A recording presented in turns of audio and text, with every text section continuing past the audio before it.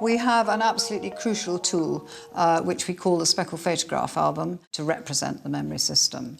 And we're saying that everybody is given one of these, and that from birth upwards, really, absolutely everything that happens to you is recorded as a photograph and is stored in your album with no effort from you whatsoever. These photographs are just going on in the background of my life, coming back in while I'm moving on to the next thing that I do.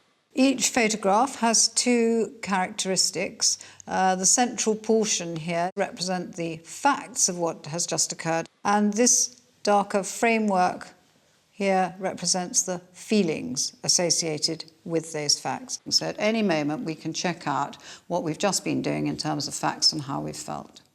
The album falls open quite naturally on today's page, because that is where the latest photographs of what I've just been doing are flying in.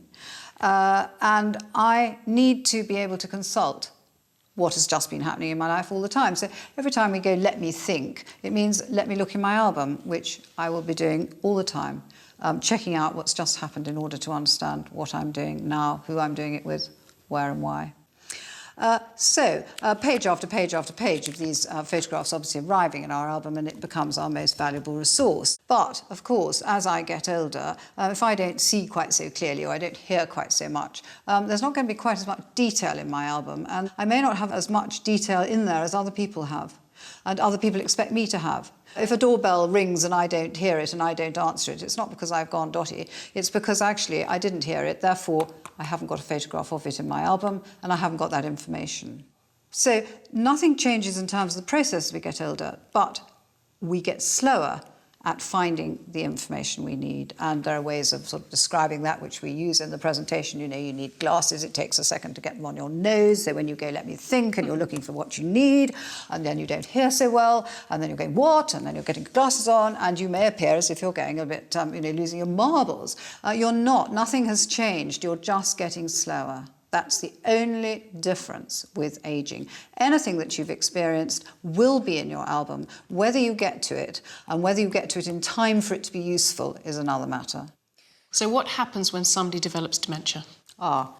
There's a single change that comes in, and if we move that away, we've established what normal memory looks like for all of us.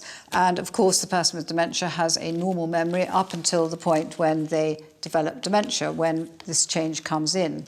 Here is our working definition of dementia. It's a new type of photograph that comes into the album of a person with dementia. It's a photograph where the facts of what's just happened a split second before in my life are not stored, although the feelings associated with those facts are stored in the normal way.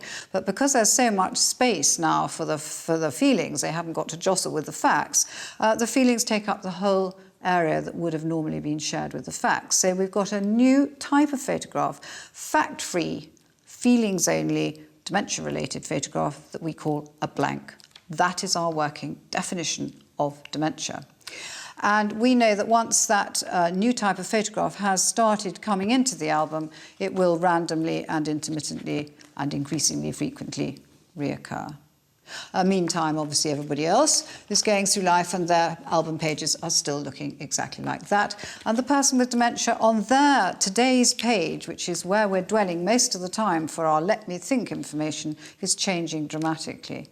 And if they live long enough, the process just goes on, and there are still some, but very few now, normal fact and feelings photographs surrounded by a huge sea of these fact-free feelings-only blanks.